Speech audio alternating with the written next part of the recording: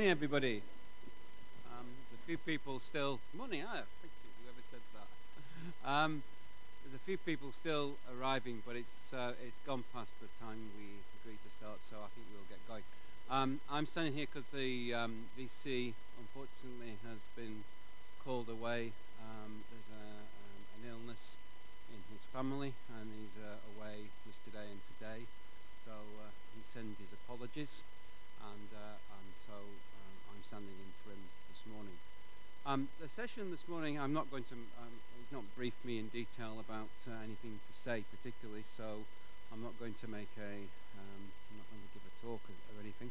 But what we do want to do this morning, there's one key piece of, if you want, business that we want to cover this morning. Obviously, I'm sure everybody is aware, it's hard not to be aware, that we've got very shortly an institutional accreditation with WSC, and there's been a lot of people very involved in the preparation for that visit, which is coming up in April.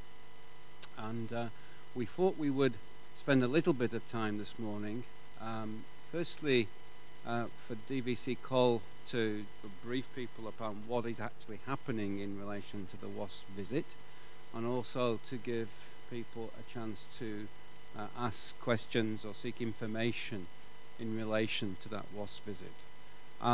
We're not going to spend the whole time of the meeting on that. I mean, this is a staff forum, and it's an opportunity for people to raise questions and issues more generally than that. But it is a very important event for the university, and I think it is important to have the opportunity to, get a briefing, get an understanding of what's going to happen during that visit, and for you to seek any information or advice on how it's going to affect you during that week. So we'll do that first, and we'll see how long that takes, but we'll do that first, and then after that we'll go into the more open session where I'll invite any questions or comments from staff, and we'll try, I think most of the SMT is here, so we'll try and address any particular issues or concerns that people have about the university, and any information more generally outside of the WSC issue that you may wish to raise or get some advice on. If that's okay with everybody, I'm going to then invite Professor Cole to just introduce this part of the session this morning. Thanks.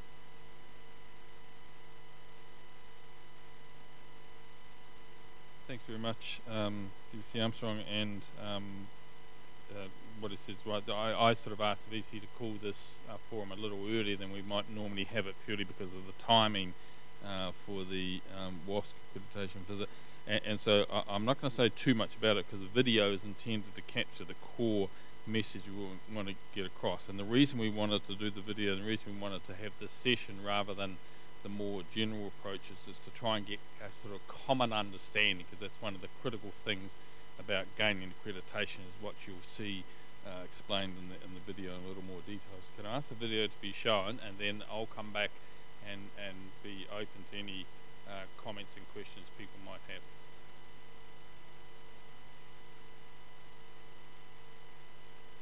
So it's not Moana, right? So well, that's impressive.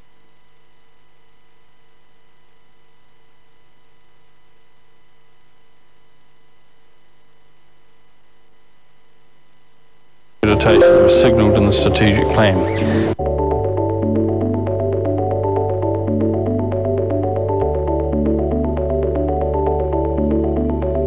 The purpose of this presentation is to help the university community understand about institutional accreditation that was signalled in the strategic plan. The accreditation I'm talking about is called WSC, WSCUC. WSCUC is an acronym. The W stands for the Western Association of Schools and Colleges, and the SCUC stands for the Senior College and Universities Commission. So WSC is a whole of institution accreditation that is provided through this association in the western part of the United States, California, Hawaii, and some international institutions, including USP. The reason USP is seeking WSC accreditation is to try and provide confidence to its stakeholders about the quality of its entire operation, not just about programs. So it's important to understand that institutional accreditation is quite different from program accreditation. Let me explain why that is the case. They use what they call standards of accreditation and criteria for review. And there's 4 standards. I'll go through each of those standards in turn. Standard 1 is the first standard, stated as being defining the institutional purposes and ensuring the educational objectives. What that means is that whether the university has a mission, sees itself as a higher education institution, and has clear objectives about how it goes about its business. Within each standard, there's a series of what they call criteria for review, which are grouped under various headings. For standard 1, there's 2 headings. The institutional purposes. An example of criteria for review there is this one, 1.1. The university has formally approved an appropriate statements of purpose that define its values and character. The second heading here is integrity and transparency. And the criteria for review here is that the university has diversity policies, programs and practices. So that's standard 1. Standard 2 is how the university achieves its education objectives through its core functions. So in other words, how do we go about making sure that we achieve those objectives by our normal day-to-day business? Fundamentally, this standard is about teaching and learning. And there's 3 headings here as well. One of them is teaching and learning, and an example of a criteria for review there is 2.1. Programs are appropriate in content, standards, degree level, and there's sufficiently qualified faculty. By faculty in the US, that means academic staff.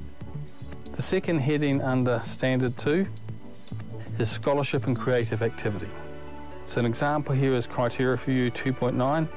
Faculty evaluation links scholarship, teaching, student learning and service. So in other words, at a university level, faculty, here I'll remind you again means academic staff, look at scholarship, teaching and student learning and service, not just one part of the activity. The third heading under Standard 2 is student learning success. An example of criteria for review here is that 2.13, appropriate student support services are planned, implemented and evaluated. Standard 3 is developing and applying resources and organisational structures to ensure quality and sustainability. So in other words, once we've established our core activities and ensured that they meet the objectives of the institution, how do we then ensure we have systems in place to ensure we have sufficient resources to ensure a quality and sustainable program delivery? Under Standard 3, there's some headings. Faculty and staff. This is academic and professional staff. An example here of a criteria for review is 3.2. Faculty and staff policies, practices and evaluation are well developed and applied. Another heading here is physical and information resources. And this here is looking at how the university manages its finances. So an example of the criteria for review here is 3.5. The facilities, services, information technology resources are sufficient and aligned with the objectives. And the third heading here is organisational structures and decision-making processes. A key feature of this here is that the WASC Commission want to ensure that staff own the curriculum, they call it. So the idea here is that the academic staff themselves, as experts in the areas of discipline such as chemistry, accountancy, law, are the people that drive the curriculum making decisions. So an example of criteria for review here is 3.7. Clear, consistent decision-making structures and processes, priority to sustain institutional capacity and educational effectiveness.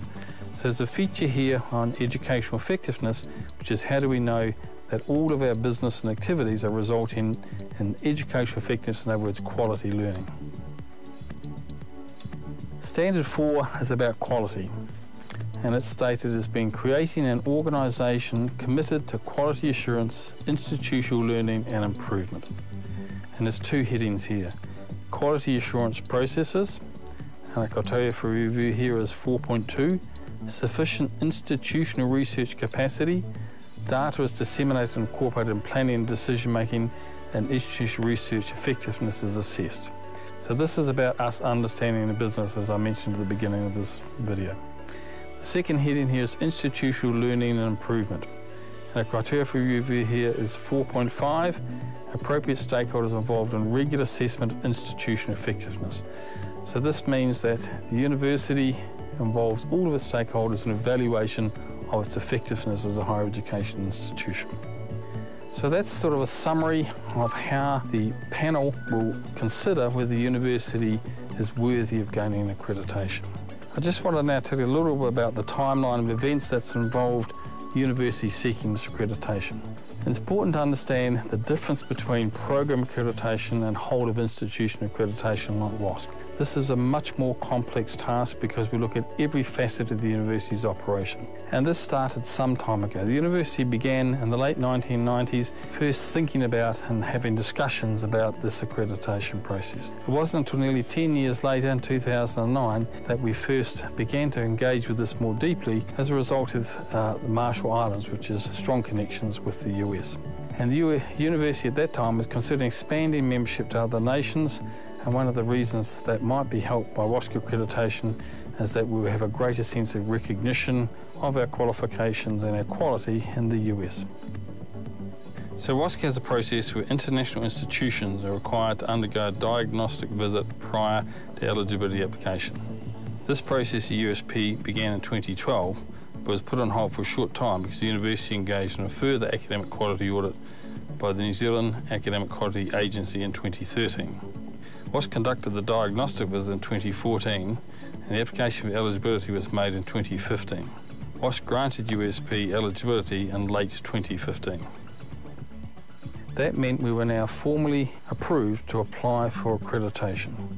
That accreditation process began soon after and resulted in the university submitting an application for accreditation in February 2016. The university then, in order to improve its chances of gaining accreditation, submitted a self-review report to a mock accreditation panel. And that accreditation panel engaged in a mock visit to the university to try and mimic the processes we go through when we conduct the full accreditation visit scheduled for April 2018. So the current status of the university's accreditation is that we have submitted our full report. We have engaged in a mock visit and used the understandings and learnings from that to improve our report, and that we have a scheduled visit in April 2018 of the full accreditation panel. So what does this mean for staff at the university? After the accreditation visit, the university will receive a report on how the panel believed it meets or does not meet the criteria for review. There's a total of 39 criteria for review. Each of those criteria is examined with our evidence, and then from that the panel makes a judgment as to whether we satisfy that particular criteria. We can satisfy the criteria in one of two ways, by what WASC refer to as substantial compliance or minimal compliance. Minimal compliance is where there is evidence that the institution understands the principles and intentions of each of the criteria of review at a sufficient level to support continued development. What that means is that we have an understanding of the criteria of review that is shared by WASC. We've made some progress in addressing those criteria, but we're not fully meeting those criteria.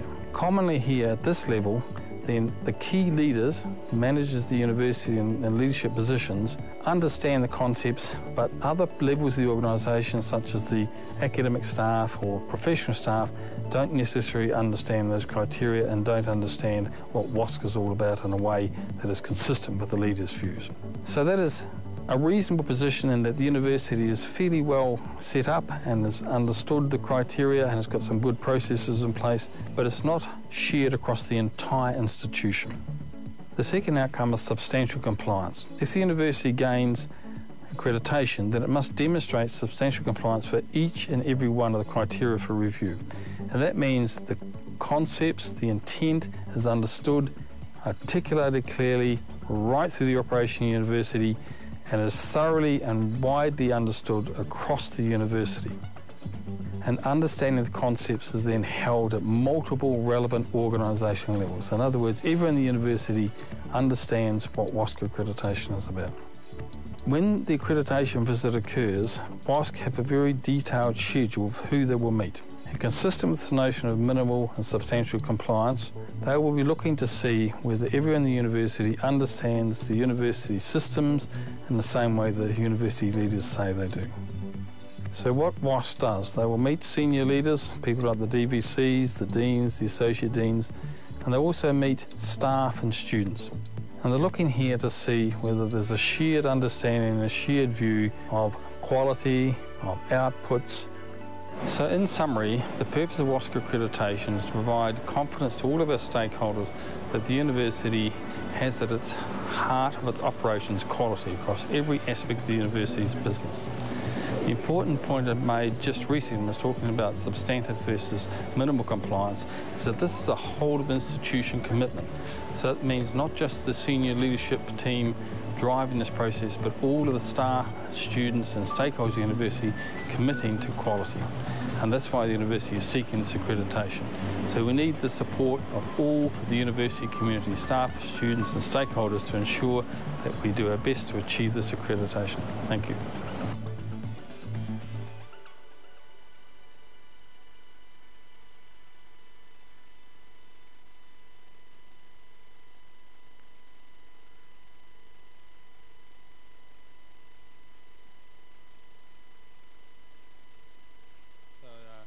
No prizes for the presenter, but I think the intention was to try and get everyone a shared view as to what we're trying to do, why we're trying to do it, and so on. So I think that minimal substantial compliance is a big thing there as well. So that doesn't mean to say everyone in this room has to know every single one of those criteria, know it in great detail, but what we will do is for those who are going to be interviewed by the accreditation panel, we're preparing briefing notes. So that's associate deans, and so on.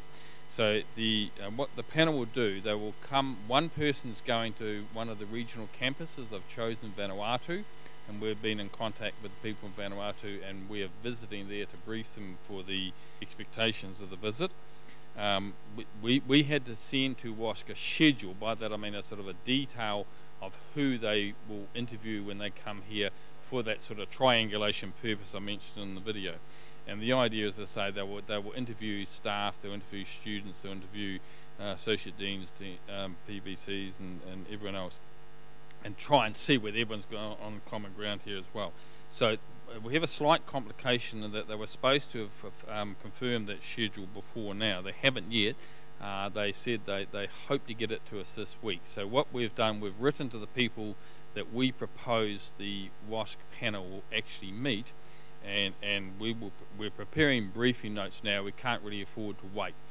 And once WASC approve the schedule, then we will be back in contact with the relevant people on that, including all staff they'll have a staff forum. Not quite like this one, but I'll talk about that just in a minute. So, and the idea is we're not trying to tell people what to say. We do want people to generally say what they think, but we're trying to make sure that people understand what they're getting at and what they're asking. Because one of the learnings we got from the mock visit was that there was some miscommunication about terminology. So they use terms like assessment and evaluation, or faculty and academic staff, in different ways to what we do. So their purpose for briefing the people that will be interviewed is not to tell them what to say, but to make sure they understand what they're asking for, to give an idea of the types of things they're looking for. So one of the examples of that, when we talked about, one of the criteria for you talks about co-curricular activity. And when we first wrote about that and put our evidence forward on that, the criteria for review said that we should assess this. And we thought, oh, okay, gee, this is a bit tricky, because how do we assess whether students have learned things from co-curricular activity? We didn't quite know what the heck to do about that. And then when we met the mock panel, then we eventually realised they didn't mean assess in the way we mean assess as in assessing learning. They meant evaluate whether the various things we do, sport, recreation, whether they have any useful impact. So that's the type of translation issue, confusion issue that we're going to work with the people who will be interviewed to make sure they understand that they're communicating with WASC in the way that WASC are wanting to do it as well. For the staff and student forums, they'll be actually a bit different from these types of forums. So these types of forums here, the VC organisers, are about giving staff and students the opportunity to raise issues they want to, about concerns about the university. And that could come out in the WASC staff and student forums. The staff forums in particular, none of the leaders will be, it'll only be the staff. So it won't be people like myself, associate deans, the deans, anyone. It's very much the staff. So the idea is that they can see what we say in our interviews, and then when they open the forum to everyone else, they can sort of triangulate and see whether we're all on the same page. So you'll be quite at liberty to say what you think and believe. But they won't ask you for your concerns or complaints or anything. They will ask questions which they'll look for you to respond to, so they can then see how that compares with what we told them, see that we're all on the same page as well. There'll also be a confidential email. It's actually supposed to go out fairly soon, but we have to wait for them to give that to us, and that'll come out from my office as in notifying people about the email address, but any correspondence you send to that email will be confidential purely to the WASP panel. It won't come anywhere near any of us. So that's one of the things they do as well, to try and let people speak freely and tell them about things that they think the WASP accreditation panel needs to know. And a similar sort of thing will happen with the student forum. They will ask students about things. If we say we provide great student support, they'll ask students whether they think they do, and so on. So rather than students raising issues, they will ask the questions and to and fro. We don't know exactly how the panel will operate, because each panel is a little bit different. The mock panel came to us, they said, we're telling you how we did it and what our views are. They said, new panel, they'll have different priorities, different interests, and so on. So the person going to Vanuatu is somebody who's from a law background, and so we presume that's why she wanted to go there. And for the mock panel, we had somebody who's particularly interested in distance education, so she was very interested to see what we did in CFL, for example. So each panel was a little bit different, and there'll be different sort of lines of inquiry or different interests that are coming from the particular panel. So I don't want to say any more than that. I wanted people to see the video to understand that. There's a very nice, well, I think it's very nice, website about WASC at the university. If you go to the university's homepage, right at the bottom in the middle, there's a little WASC thing down there. There's also a banner rotating around there. If you hit either of those, it'll take you to the web page. There's quite a lot of information on there. I'd like to acknowledge Sujesh Sharma and Dorothy Spitter, who've given me a huge amount of help on putting this together, and Celeste United for helping us around and Maria Sam for helping us around the visits, and a lot of staff that were quite heavily involved in the preparation of the report through the working parties. So it has been a collective effort. I think we've pulled together a very nice report. I'm very pleased with the report. I think it's been very upfront. We've not pulled any punches. We know there's things we need to do better, and WASC are very big on that. They don't want you to spin. They can no BS when they see it. They're all very experienced people who've been in institutions for many years, so they want it warts and all, and we've given them that. And so we know the things we've got to do better. We know the things we're doing well. We haven't hidden that either. So it's very much about how we see ourselves and where our journey is in terms of a real focus on quality going forward. So I don't want to say any more than that. Just give the opportunity for anyone to ask any clarifying questions they want, and then take however long we need on that, and then I'll hand back over to DVC Armstrong for the more open forum. So it's open now for any queries or comments anyone might have, so feel free to, I think somebody come around with a microphone, presumably. Okay, so it's open for any questions or comments.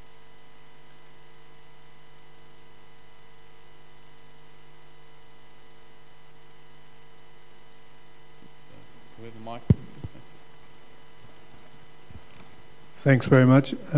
Thomas Bauer, School of Tourism and Hospitality Management. I've been an auditor for the ICE, the International Center of Excellence in Tourism and Hospitality Education, since 2004. And whenever I go out to audits, the institutions that I do audit have to approve me as an auditor. Did we have the same privilege to actually okay these panelists that are going to judge us?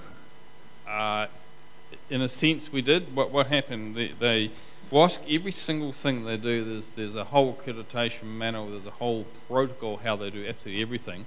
The people that are on the panel are people that have been in an institution that has gained accreditation, and they're typically people that had a position of responsibility in that, and then they've done other accreditations. They sort of phase people in. They put someone new into a panel that's already got experienced members on it, and they train them, a very impressive training for people to do their accreditation rather than just putting them in there and hoping it'll all work out.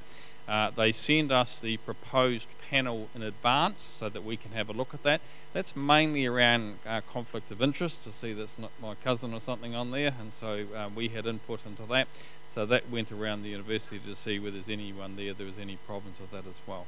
So I think the panel looks pretty solid. There's It's chaired by a Vice Chancellor from this particular panel from a quite substantial US state university, and so there's 2 people on there that are heads of institutional research, sort of planning and quality on steroids type thing, a group that looks at data gathering and analysis of that as well. There's somebody from law, and I think somebody from distance ed. Have I got that right?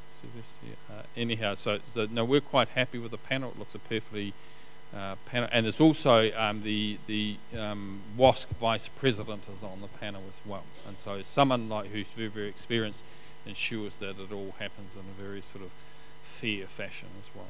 So when they do their report, in fact, that's I should have mentioned, we'll get a fairly good sense as to how successful we've been straight away.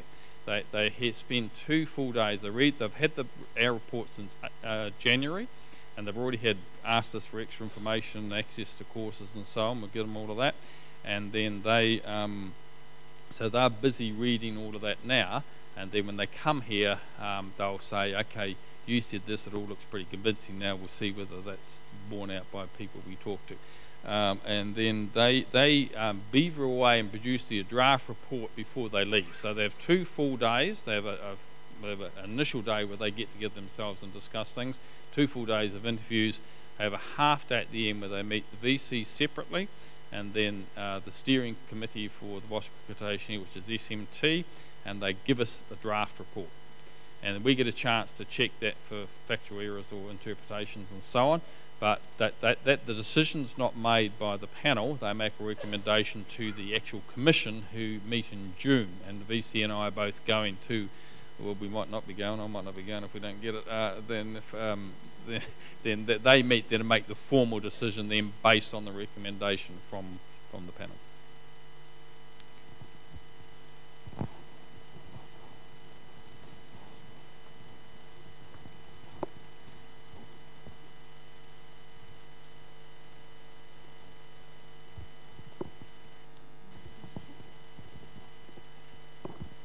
Just to say that not all accrediting agencies will require the organization to approve the panel.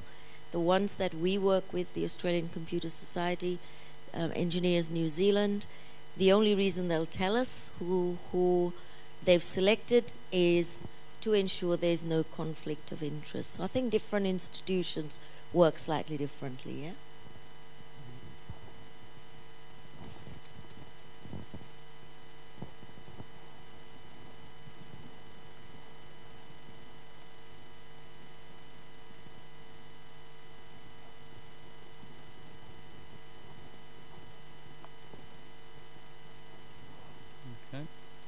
Okay, well, that's if there's no other questions, feel free to contact us. The details are given there where people know my email address. So if there's anything you want to ask, if you're not so keen to speak publicly, that's absolutely fine.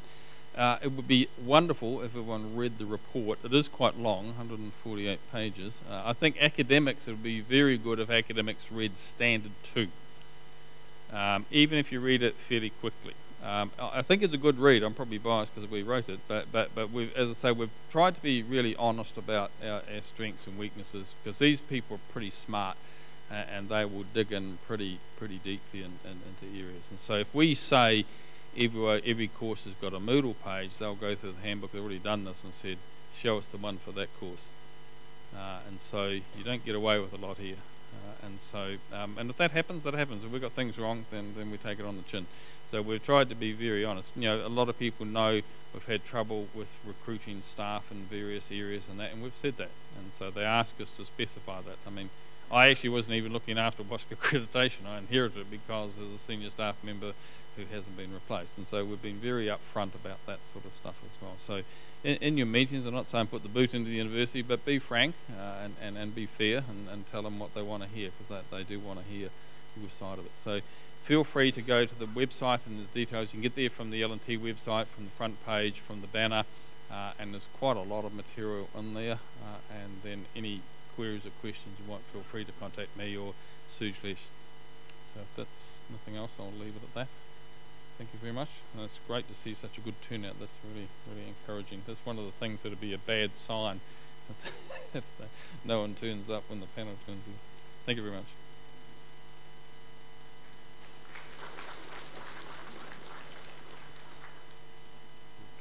thanks very much, Richard. I mean, it is a good turnout. I don't know if everybody's come to hear about the WASC, or there's lots of issues that people want to raise now. But I'm basically, I was going to want to open the floor up, and anybody's got any questions or concerns you want to raise, we're happy to hear them. And I say SMT members are here, so I will be deflecting as appropriate. But please, Vijay. Thank you very much, Derek. I'm very happy to be here, and I think it's a wonderful year to be at USP, celebrating our 50th anniversary. It's a good time to be here. It's a pity that Rajesh isn't here this morning, and for whatever reason, please extend to him my, sympathies and support. So my question, and also I wanted to add that we are extremely proud that we are celebrating our 50th anniversary. And we are particularly proud that the Vice Chancellor is an alumni of USP and one of my contemporaries. So I'm very happy to be part of the process. I'm very fortunate to be here. But, everything is not hunky-dory. And in fact, some of us would say, why does a university that's 50 years old need a whole of institution accreditation? But, we academics ask awkward questions, and sometimes, these things don't gel very well with management. My question for this morning is that the National University of Fiji has a whistleblowing policy. We have a lot of issues at USP, including a culture of blame and a culture of bullying. Junior academic staff and support staff have actually been victims of this culture of blame and culture of bullying, and particularly in the Faculty of Business and Economics over the last 16 months. So we want to know, what is USP's policy regarding not only individual grievances, but a whistleblowing policy? The government of Fiji protects whistleblowers. FNU has a whistleblowing policy. What is USP's views on this? Thank you, Chair. Thank you, and thanks, Vijay. Look, I'll start off and try and answer, and Diraj may have some things to add here. But the first thing is that the university does have a whistleblowing policy. So we have had, sorry? So I'm told it's a whistleblower policy, not a whistleblowing policy.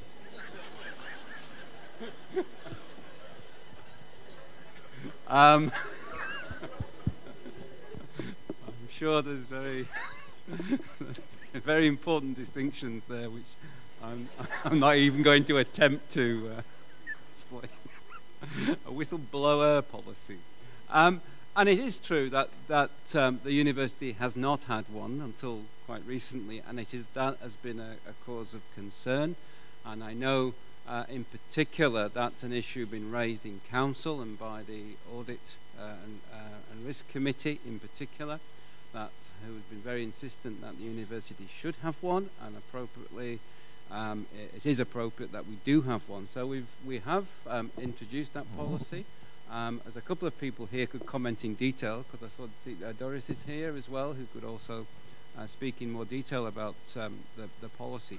But there is a policy in place, and the university recognizes and indeed, within the terms of that policy, welcomes staff to raise issues, appropriate issues within the context of that policy. The issue around whistleblowing particularly is concerned with matters of corruption, financial irregularity and abuse, and it is important that there is a mechanism and a vehicle for raising those issues in ways which protect the identities and interests of staff who have evidence in relation. It's not, you know, it's not speculation. It's about evidence based, and that's important. But where there is evidence, it's important that that evidence is brought to the attention of the responsible officers of the university to deal with. So Doris can, maybe Doris can say something about the actual process of that policy. But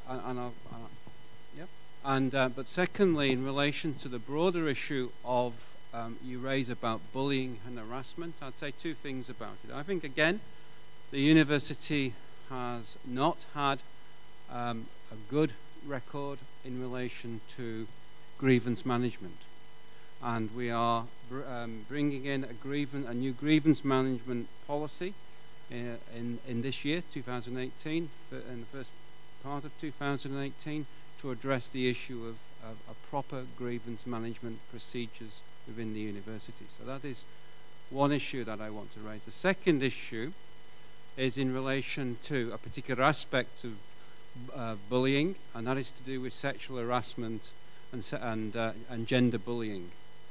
And at the moment that I'm working on the development of a survey in relation to that, and one might say, do we really need more data? But the reality is, in this university, we don't have any data at all. And so I've been working with the Australian Commission for Human Rights, who were responsible for developing the Australian University Survey of Gender Harassment and Bullying, to develop a survey for USP for both staff and students. But I've also been working with the Australian Human Rights and with the Fiji Human Rights Association to look at the ways of how we then build on that survey to bring in policies and strategies to address bullying. And it's not just about the disciplinary aspect of addressing bullying, it's actually about the education aspect as well. The two have to be complementary. And I think that we will see in the second half of this year and ongoing a major push around the issue of gender bullying and sexual harassment in the university. And it is an education issue. It is a matter which affects both women and men in the university. And I think it is important that we have clear understanding, not only what is appropriate and what isn't appropriate, and how we manage these issues, but how we educate our staff and students in relation to this important issue. So I think those are the developments around that. But do you want to say anything about the whistleblower policy? Can we have a mic over here? Oh.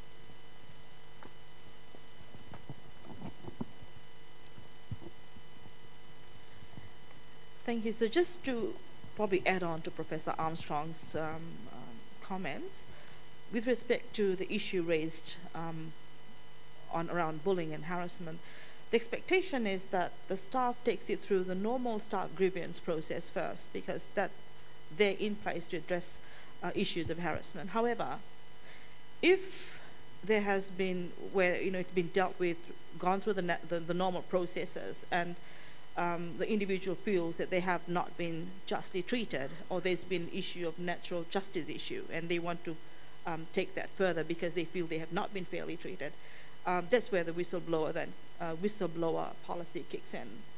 And the whistleblower protection officer for the university is the director HR, and his role is to ensure the protection of the person that's calling calling out that he's been unfairly treated, or someone's been unfairly treated, through the normal process that's been followed.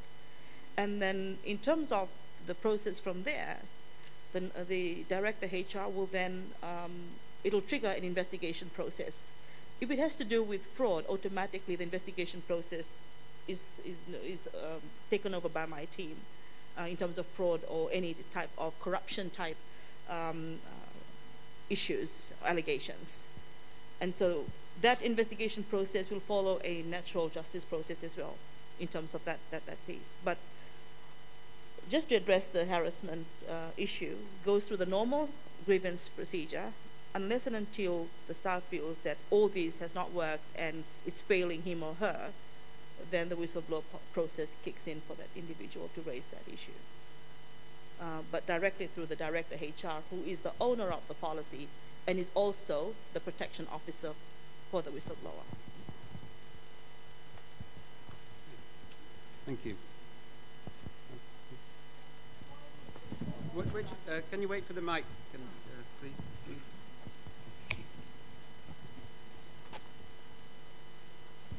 Sorry, Professor Naidu. Yeah, just to add that the policy is actually sitting in the policy library as well as the procedures, right? So maybe we just need to keep informing staff that there is one such policy and a set of procedures. No, we've just checked now. It does work and it is there, both the policy and the procedure. Thank you.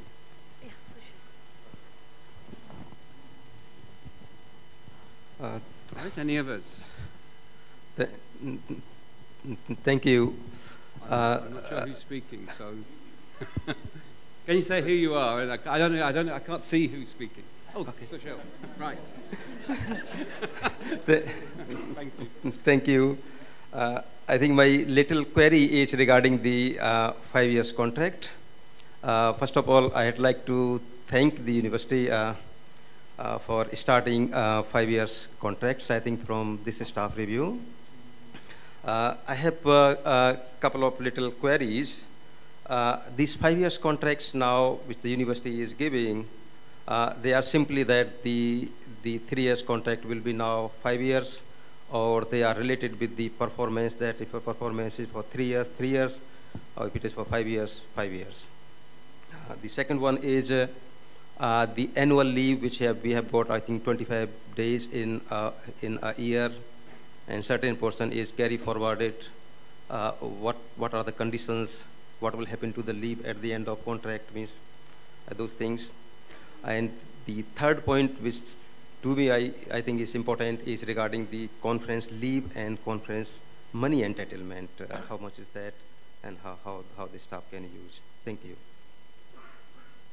Well, I can start by the 5-year contract. So 5-year contracts for academic staff are being issued on for new contracts, i.e. new staff, or for staff review, staff renewal of contracts, where the member of staff is been meeting, if you want, the performance expectations, resulting in 2 cash bonuses.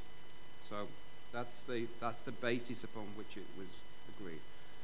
The background to this is that the original decision was that we would commence 5-year contracts after council made the decision, from the point that council made the decision. So this would relate to all new staff, academic staff joining the university. Following that, there was representations made by the staff association that this was, unfair for existing staff, and that there was a desire for existing staff to be brought onto 5-year contracts in appropriate circumstances. So the agreement with the staff union was that we would address this through the staff review process, and where contracts were being renewed, they would be renewed on that basis. So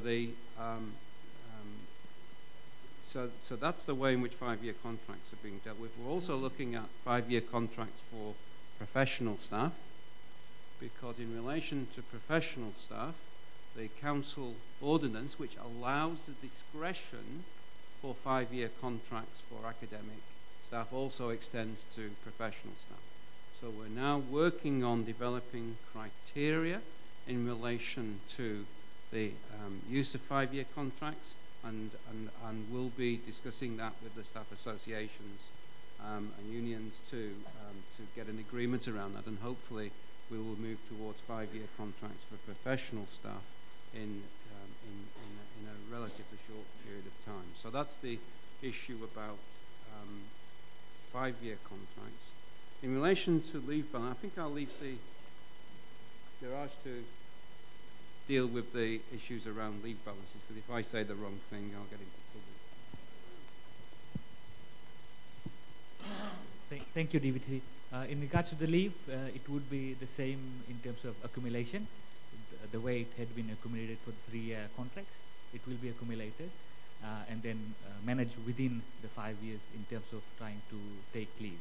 So here the supervisors will need to sort of tighten up on leave management in terms of trying to take it within the contract period so that it's not too much accumulated, because it does have effect on the whole teaching and learning aspects of it.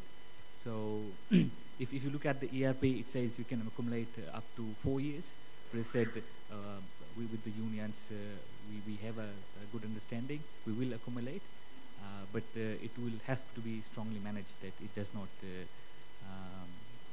sort of leave it to the last minute. I know what happens is sometimes you plan visits back home and so forth. You want to actually have more saved at day period. That's fine. It's essentially this the management end of it. So we haven't been too hard and fast about accumulating it, just within the period, which we will be doing, because as a new contract is issued, all pending leave should be taken care of. But as I said, has been flexibility around it, and then that's how we've been proceeding so far on the leave aspect. No, yeah. Oh, the conference leave, it is still there, intact, and I believe for the 5-year period now the conference total funding is $12,000.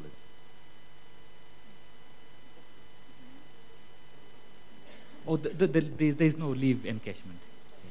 Yeah, in terms of if you accumulate within the 5-year, you're moving to new contract. Yeah, so yeah. Okay. I think, Dheeraj, if I may, with a conference leave for 5 years, I think it is only fair that the union probably negotiates on what it ought to be, rather than just having a ballpark figure.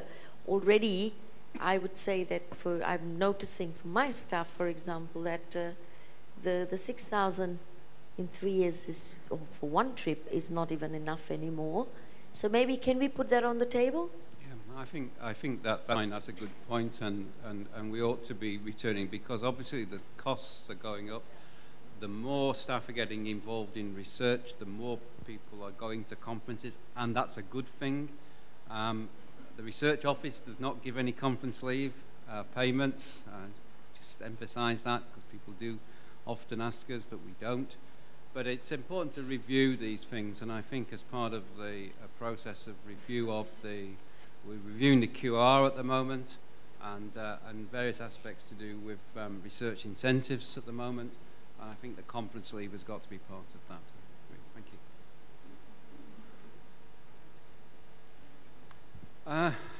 I think I did see Sunil and then Libby. Yeah. All right. Thank you, DVC. In relation to workplace bullying, if I had manager risk compliance and assurance correctly, she's saying we're probably treating or processing claims of workplace bullying in the same way as other grievances. If we are doing that, maybe we should stop and think about it, because organizations now have clear policies and regulations around what constitutes workplace bullying and thresholds, so people can self-test what is a workplace bullying. And there are recent cases and case laws which have shed a lot of light on what a workplace bully is. I think maybe we should take another look at this, because it is not a normal grievance. It can really destroy staff-manager relationship and something, and that can eventually lead to a court case. So that would be something maybe we should look at. Thank you. Thanks, Sunil. I mean, I just do emphasise that is part of the plan. That I agree with you. It's not the same as it's a very distinct category of grievance, and it does need specific policies around the whole issue of workplace bullying, harassment and sexual harassment. So we're going to be looking at all of that and providing a policy framework for dealing, addressing those sorts of issues. And I do think at a sort of a practical level, so many issues that come up, in my experience, could be resolved at a much earlier stage, and they're not resolved at an earlier stage because we don't have a good framework around the management of these issues. And I think so. At a policy level, we've got to address the procedures and management of these issues to try to prevent them get escalating in ways which are not advantageous to everybody. But having said that, there also needs to be clear standards and expectations around acceptability of certain sorts of behaviours, and there does need to be, strictly, if you want, strictly and strongly enforced, because some things are clearly unacceptable in the workplace, and we need to, everybody, staff, students, everybody needs to understand, that there are things which are unacceptable. And I think that's why I said earlier on about the process of education here. It's no good just having policies which sit on a shelf and people don't know what's involved in those and searching around to try to find a way forward when they feel they're experiencing a situation of being bullied. We need to be out there and educating people and communicating with people about what actually constitutes these things and how we actually deal with them. So people are involved in a discussion, and we're involved therefore in a process of changing some of the cultures or some of the ambiguities around these things which take place in the workplace. There's too much, if I can put it like this, in my experience here, there is too much talk about it, or gossip, I can put it, I'm trying to think of the right word, there's too much, allegation without evidence, and I'm not saying those allegations are necessarily false, they're just without evidence. There's too much of that, and not enough actually out there conversation about the whole issue of how we relate to each other, how we speak to each other, how we behave towards each other within the workplace. And that is a critical thing which has got to be part of any framework for addressing these issues. DVC, my question relates to the issue of work permits. Last night on the news, I saw the director of Fiji Immigration talking about the removal of the short-term issue of short-term work permits. Was USP represented at that meeting, and what was our response to the changes that are being made by Fiji government? Because we depend so much on expatriate staff and permits. Thank you. Okay, well, firstly, we'll ask Diraj to say something about this, but firstly, when the initial changes were announced, they were a bit of a shock to everybody. It took some efforts to get some clarity about what was actually intended and which categories of staff might fall under these new changes or restrictions in relation to work permits. So there certainly has been a lot of discussion going on and trying to seek clarification and possible exemptions. I do think in a more general sense there are quite a number of issues around work permits.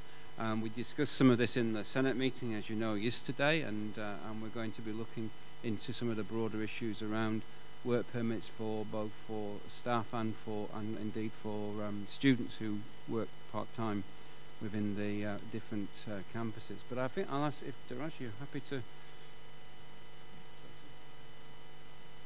Yes, Libby, yes.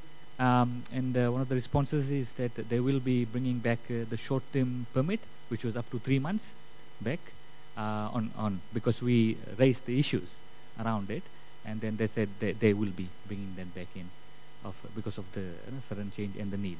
So yes, and then we have highlighted all the issues that we face around the changes with the immigration.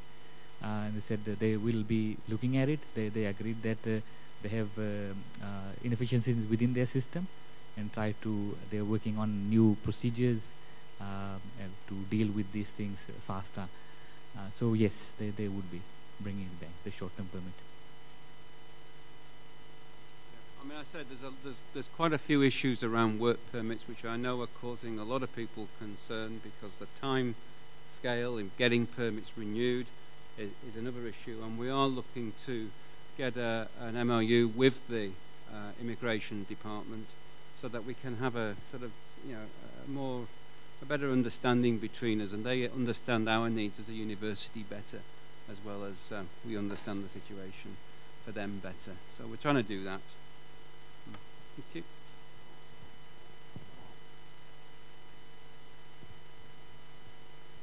Yes, please. DVC, my question is relating the USP gym. Yeah. And yeah, it's slightly different from what staff are discussing. I understand the main purpose of having a gym was for the well-being of the staff and the students, given the nature of work we do. But the fees have gone up, there is no explanation for it, and there has been no significant change at the gym. If there are 6 treadmills, only 3 work at any given time. The back steps have collapsed because they are rotten. Since the past 3 weeks, nothing has been done. Yep. Since last year, 1 soap dispenser only works, the other doesn't. And I haven't seen any major changes. A lot of we have our own karate group that was using the special room. There's a staff who's taking out his time to teach staff and students free, but the university has raised the fee here. So I would like to know what the university is planning to do, because I think that's one area where we don't yield profit and look at staff well-being. Thank you. Okay, thank you for that question. I'm looking. Clearly, I mean, I have to say I've heard questions of this sort before about the gym, and I'm just wondering if I don't see the acting director commercial here. Is he here?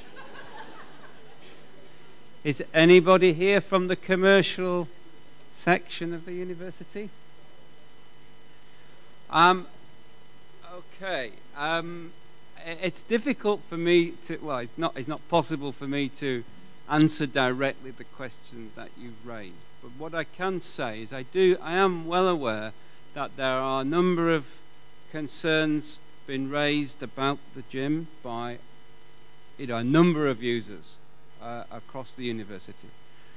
They have been relayed back to the acting director commercial, and I can only say at this point that I will ensure that the concerns you've raised today, and certainly had a clear support from a lot of gym users here. I'm good to see that everybody's so fit and going in the gym, but seriously, that we've had that those concerns have been raised, and I will relay them back to him, and I would expect an answer from him, and for those and that to be communicated to staff and to users of the gym. So I can give that commitment and apologise. I don't know if we've had an apology from the acting director commercial, but I wasn't aware of that. But I will relay that back. Is that an apology you're giving in on his behalf? Oh, Colette. The same too could be applied to the swimming pool. I mean, we have quite a number of staff that use the swimming pool. I don't mind paying for the fees now, because previously it used to be free, but I do have concerns about the hygiene, the status of the pool, as well as the pump has not been replaced for over how many years now. It needs to be replaced. Okay. Thank you. So I mean, I think we're all having health issues with the state of the pool right now. Well, look, I mean, health issues are a serious matter. And that would carry liabilities for the university, at least potential liabilities for the university. So I mean, that is obviously a serious issue. And I think on the broad issue about the quality of services, I think it is fair to say that if the university has taken the view that these are commercial services and should be provided on a commercial basis, then the university has an obligation, and the commercial sector in particular has an obligation to ensure that it does have high quality services, and therefore when complaints are raised and issues raised, that there is that the commercial department responds and engages in a discussion, a conversation about these issues and addresses them. So I'm not saying whether the rights and wrongs of it. I'm just saying that's what I would expect, and I will convey that back to the Acting Director Commercial.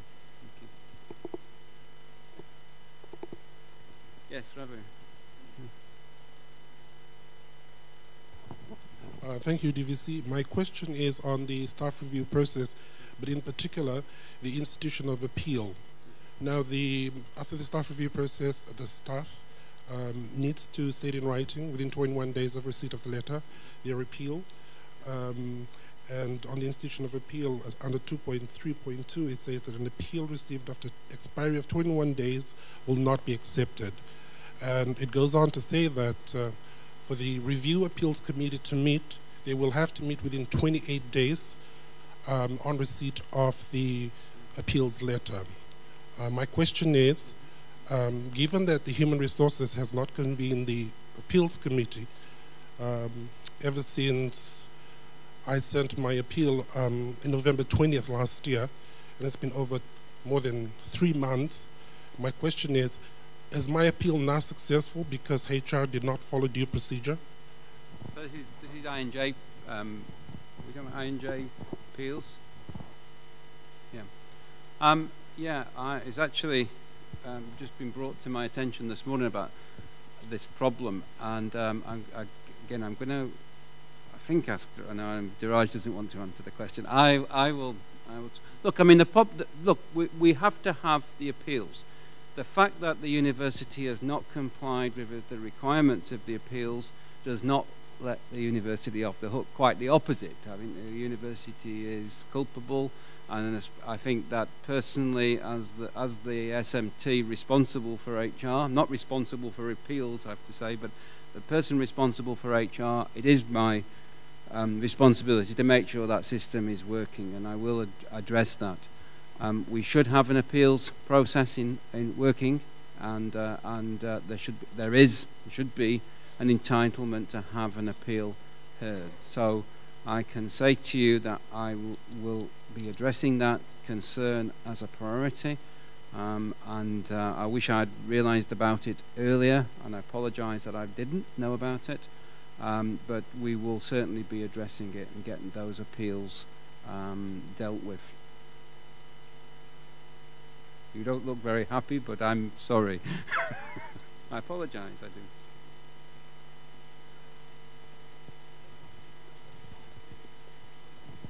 Of course, yeah. Sorry, because I just don't think it's fair on the staff, given that we have to respond within 21 days of receipt of the letter, and then the university can take its time in then convening the appeals committee.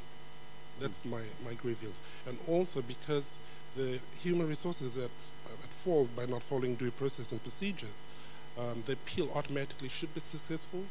I mean, natural justice. Well, I can't comment and won't on the issue about whether automatically they should be successful. But I think but I'm agreeing with you entirely that this is totally unacceptable, and we need to remedy it as a matter of great urgency. And that will be a priority to do so. So I think it's the best I can say at the moment. Yes. Yeah.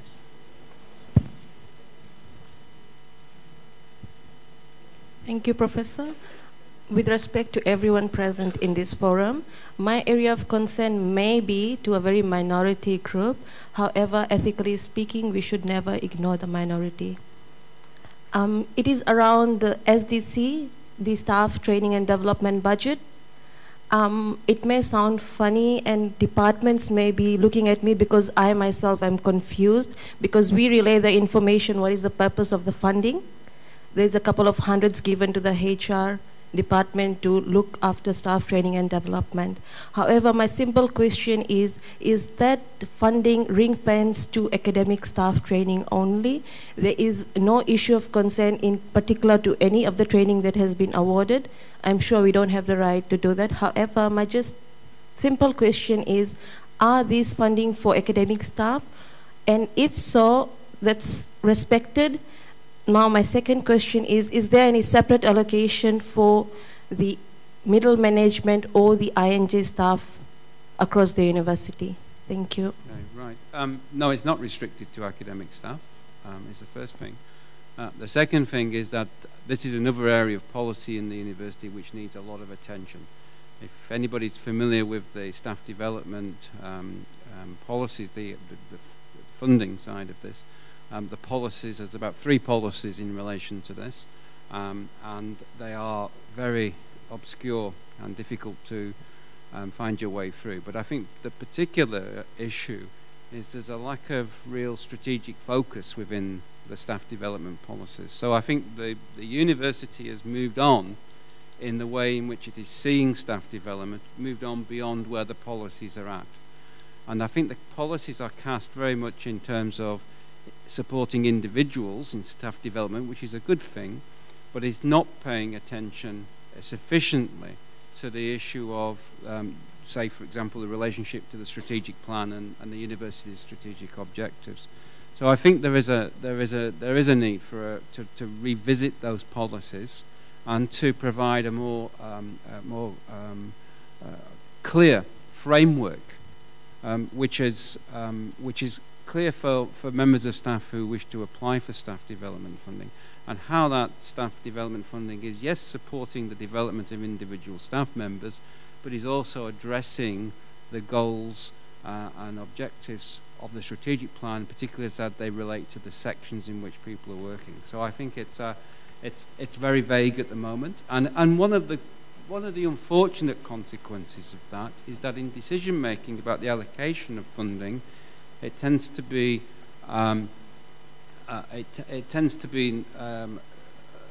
itself results in the money not being spent. So there's money not, as you will probably know, there's money not being spent in the staff development fund, which could be better utilised for the benefits of development of the staff and the achievement of our university-wide objectives. So I mean, there is an issue here that needs to be addressed. As you know, I'm not one to cover up the issues around HR and HR policies, and this is one of them where we need to really try to get on top of this, and it's different priorities we've got, but it is an important one, so thank you for raising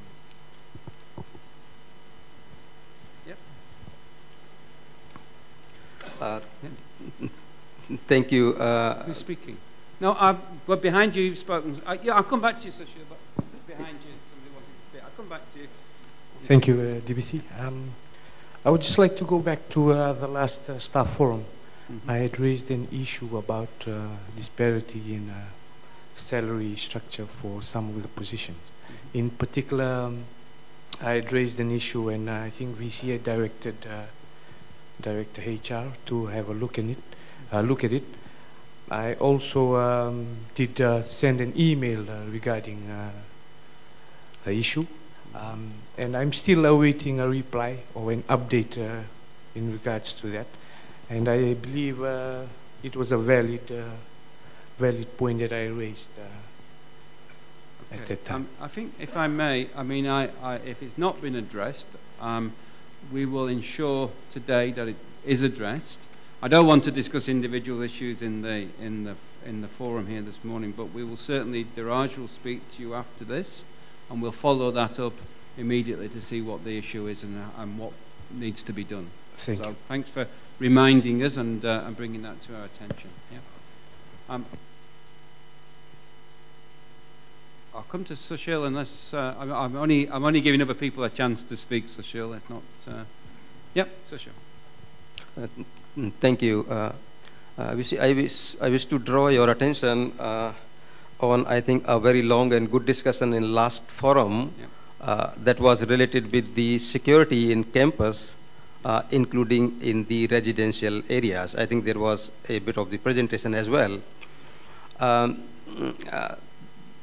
Then I think the couple of security measures were decided, or they were promised, including putting the burglar bars in the houses which are very prone to the theft and then the breakings. I think the extra security was hired for some time.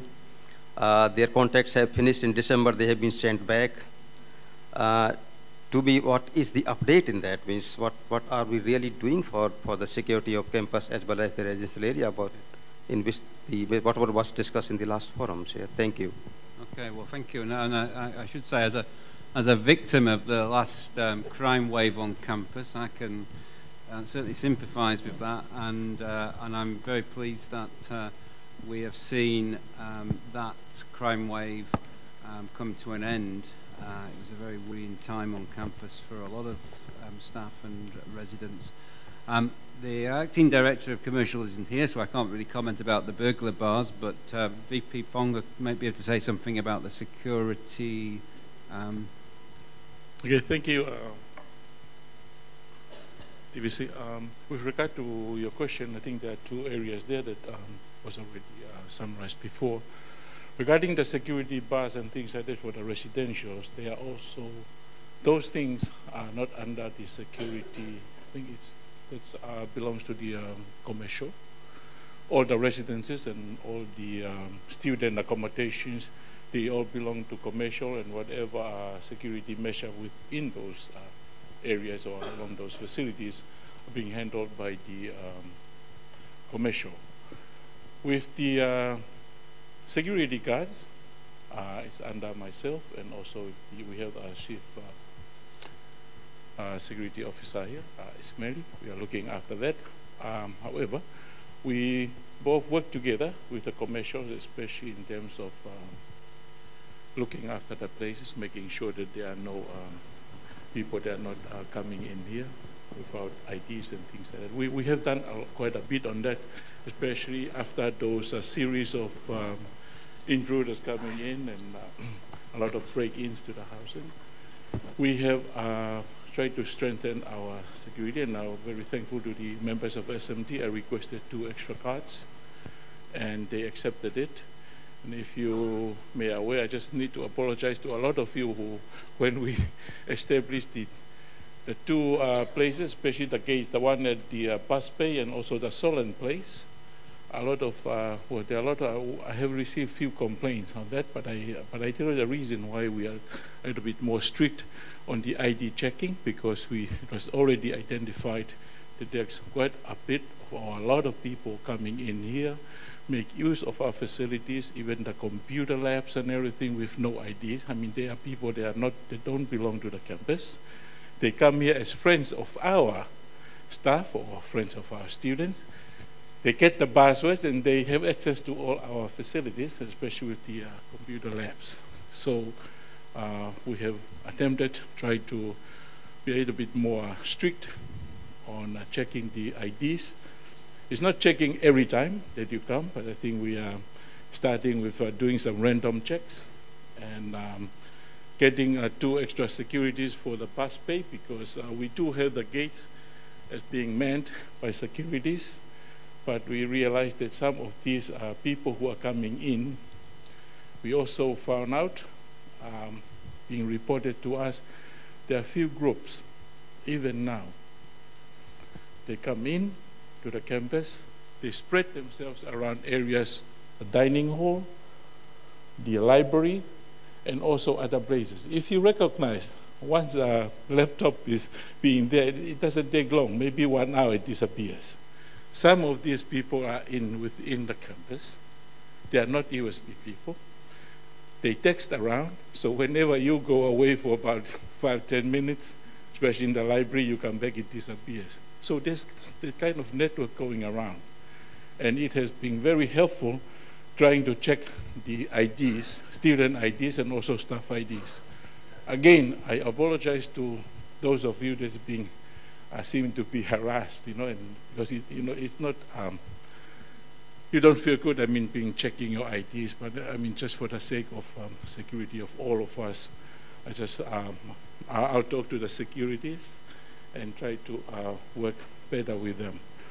The other gate at the Solent place, for most of the those that are the break-ins, and especially at night, when they chase the people, that is the gate that is mostly used by break-ins. So we're having full-day person over there, security in that gate, and also one for the bus bay, because we see those are the potential for these things going on.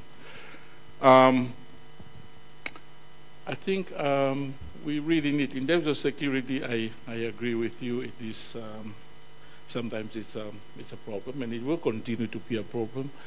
But I'm requesting all of us to work together. It's not an easy thing to do, and those who wish to do things that are not really good or unfavorable to all of us, whenever they decide to do, they will do it. But it is among ourselves that we need to work together and see how we can address that. But with the security bars and things like that in the residentials, and I cannot comment on that. Maybe commercial can work on that. But we've been doing quite a bit on that one. After our forum last year, even VC requested to establish a committee to really look into the strengthening of the security. So that's what we have done so far. But if there's any other question, we always appreciate. I mean, we have our Chief Security Officer here. I think the latest report, I mean, one of our staff that I got this week, over the weekend, even at the whatever bar, one of the staff just went there, she sat down, 2 or 3 girls coming in. These are done by girls. It's already being identified, and we are still working on getting those people. 2 girls coming in, try to talk with her nicely and everything, and one already taken her phone. No, it's funny, but that's what's going on. That's the kind of grouping that is going on. And we already identified it with the CCTV, those 2 or 3 students. They are students. So it's not only people who are coming outside. I think we're being very strict on trying to address that. I mean, people coming in without IDs.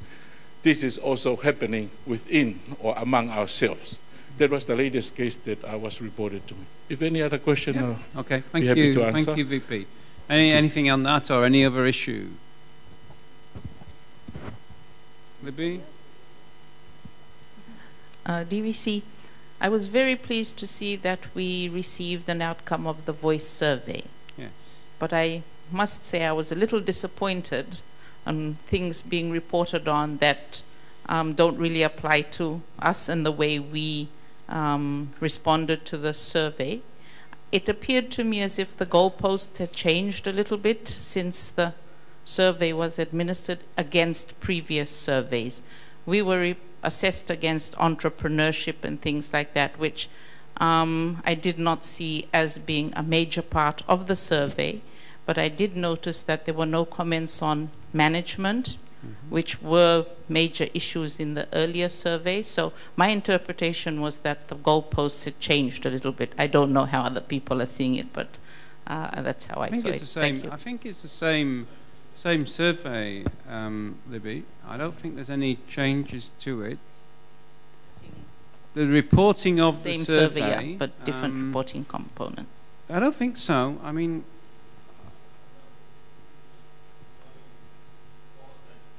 yeah, the qualitative comments have not been reported. I mean, the thing about the qualitative comments is there are a lot of comments, and so a lot more analysis would need to be done on the qualitative feedback. But in terms of the quantitative part, I think the questions are the same as previous times, and I think the report is a similar format to previous times. So I mean I can agree to look into that question to just check and that it's right, but I think I'm getting lots of nods over here from my colleagues to say that I'm right, and so yeah. Okay, anything else? Okay. Do you want to say something? Yeah, I mean, I think, yeah, I was just making the point here as well, just in relation to the voice survey, that we have a company who does the survey, so there's no role of the management or the HR department in terms of the design of the survey, the administration of the survey, the collection of data, the analysis of data, and the reports that are provided. So, you know, I mean, the independence of that is critical to the integrity of the whole thing. So I hope, you know, in that sense, I hope that the survey is seen as an accurate reflection of the responses of staff. I certainly would have confidence in that. Jay. Yeah, I think what people Mike? need to do is Mike? to... Where's the mic? What people need to do is to go to the web and read the whole report. Yes. The reporting is just selective in the sense that it has talked about the good and the not so good things. But I think reading the report, and it's just been circulated a few days ago, so take your time and read the report and you'll get a gist of what is it all about. Thank you. Yeah, thanks for that, Jay. That's a good point, because the information which came out, if you want you know, about it was a summary, as it were, which what came around to staff. But the full report is available online and can be accessed, and you'll be able to see much more detail what the responses have been, and down to the section level, and certainly in the larger sections, down to the section level. Okay.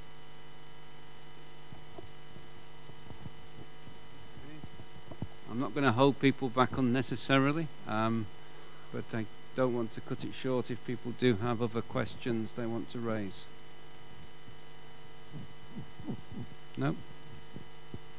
Okay, well, if there's no other questions, I just want to thank everybody for coming along this morning. It's, you know, the feedback that we get here is very...